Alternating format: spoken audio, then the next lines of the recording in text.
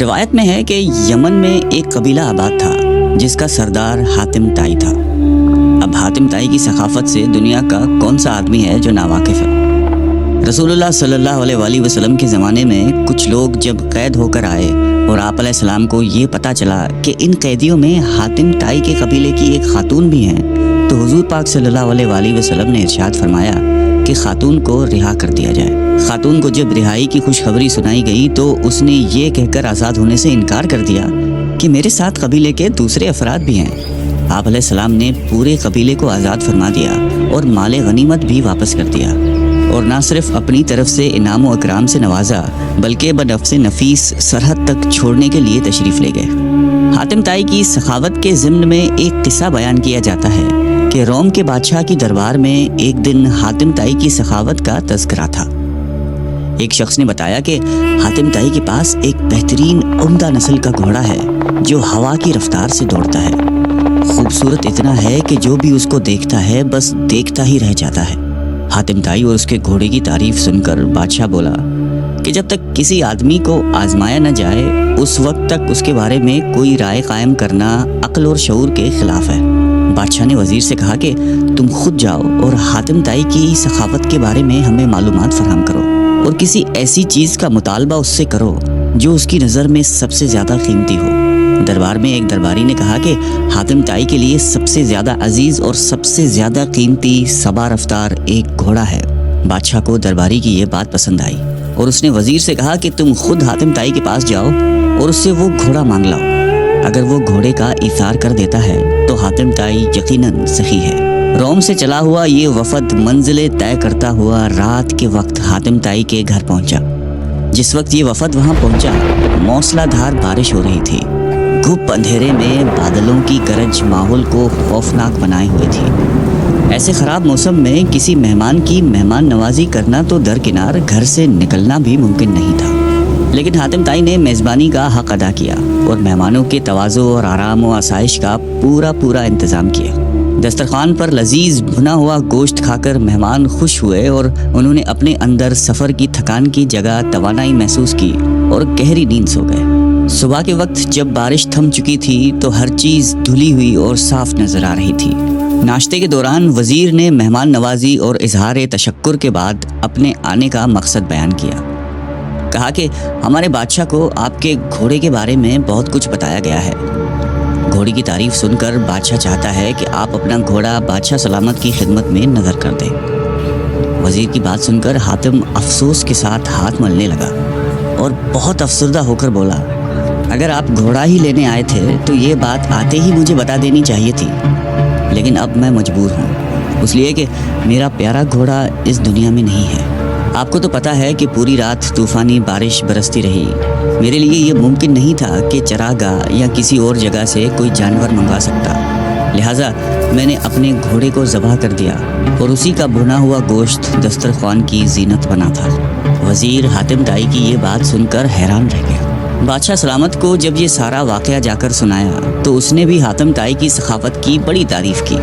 قبیلہ بنی طے کے سردار حاتم طائی کے بارے میں یوں رقم ہے کہ ایک بادشاہ نے حاتم طائی کی اتنی شہرت سنی کہ بادشاہ نے محسوس کیا کہ اس کی شہرت، اس کا نام اور اس کی عزت حاتم طائی سے کم ہے۔ بادشاہ کا دل بغض اور حسد سے بھر گیا۔ اس کے دل میں یہ وسوسہ آ گیا کہ جب تک حاتم زندہ ہے مجھے حاتم سے زیادہ عزت و شہرت نہیں مل سکتی۔ شیطانی ذہن کو استعمال کرتے ہوئے اس نے ایک چالاک، فساد پسند اور لالچی شخص کو اس بات پر مامور کیا کہ وہ حاتم کو قتل کر کے اس کا سر اٹھا لائے۔ کرائے کا یہ دہشت گرد اور قاتل شخص اپنے ترکش کو تیروں سے بھر کر اور تیز دھار تلوار کو میان میں رکھ کر حاتم طائی کے ملک کی طرف روانہ ہو گیا۔ جب وہ حاتم طائی کے علاقے میں پہنچا تو اس کی ملاقات ایک خوش گفتار، خوش مزاج اور بڑے ہی پرسکون شخص سے ہوئی۔ یہ شخص کرائے کے قاتل کو مسافر سمجھ کر اپنے گھر لے گیا اور ایسے پیار اور خلوص سے اس کی تواضع کی کہ کرائے کا قاتل اس کا گرویدہ ہو گیا۔ دوسرے دن جب مہمان نے رخصت ہونا چاہا تو خوش گفتار اور خوش اخلاق میزبان نے اصرار کیا کہ مہمان ابھی چند روز اور قیام کرے اور مزید خدمت کرنے کا موقع دے۔ کرائے کے قاتل کے دل میں میزبان کی تکریم اور بڑھ گئی۔ اس نے کہا کہ مجھے ایک ضروری کام درپیش ہے، اس لیے میں زیادہ دن نہیں ٹھہر سکتا۔ میزبان نے کہا کہ آپ وہ کام مجھے بتا دیں، شاید میں آپ کی کچھ مدد کر سکوں۔ کرایہ کے قاتل نے رازداری سے کہا کہ بادشاہ نے مجھے حاتم طائی کو قتل کرنے کا حکم دیا ہے، اس کے سر پر بڑا انعام مقرر کر دیا ہے۔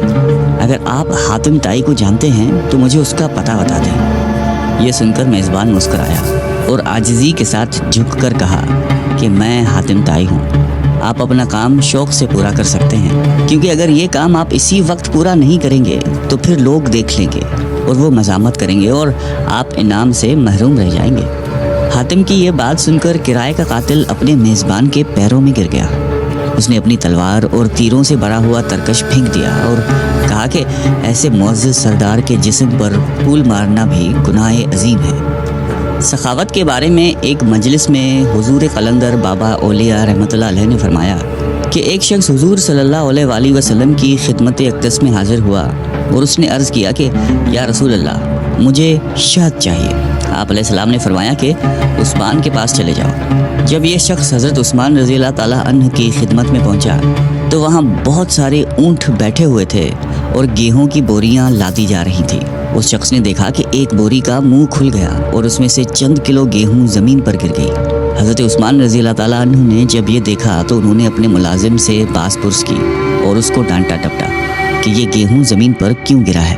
آنے والے شخص نے یہ دیکھ کر واپسی کا فیصلہ کیا اور پھر آپ علیہ السلام کی خدمت میں حاضر ہوئے اور فرمایا کہ یا رسول اللہ، مجھے شہد چاہیے۔